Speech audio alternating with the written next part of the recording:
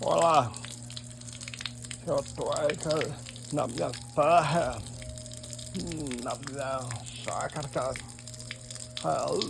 Tem uma brilhante água que é maravilhosa.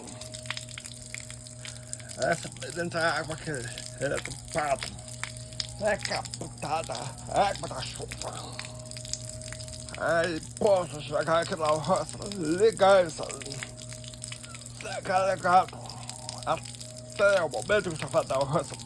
Dá pra lavar os pratos, lavar o pé, porque eu chego aqui na roça descalço, pra ter um contato com a terra, fornecer energia pro corpo.